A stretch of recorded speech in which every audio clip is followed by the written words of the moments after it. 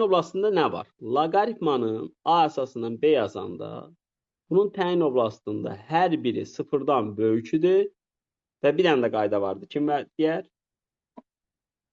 Elə bu idi. 1 olmaz. Hə. A nə olmaz? 1 olmaz. Çünki 1 olsa aşağı nə olacaq? 0. Birim üstündə istənilən ədəd 1 olduğuna görə o təyin olunmur. Hə, indi bir şey var burada. Həm log-x var. Və diqqətli olun. Onda burada x nə olur? Sıfırdan böyük. Həm loqaritmanın 2 əsasından log-x-i var. Bax, yəni elə bil ki, burada b əvəzinə bu dəfə indi bu budurdu. Onda burada log-x-imiz sıfırdan böyük olmalıdır. Çünki bax, b-nin əvəzinə bu durur.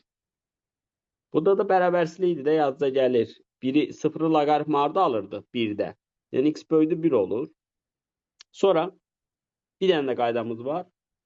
Məxrəc 0 olmaz. Bu ümumi baxanda necə bir funksiyadır? Kəsr funksiyadır. Onun məxrəci 0 olmaz. Olabilir. 0 olsaydı, onda loqaritma nə vaxtı 0 alırdı? Loqaritma A əsasından 1 nə olurdu? 0. Çünki bu 1 A üstü 0 idi. Onda bura nə olmalıdır? 1. İndi deyir 2 olmaz da.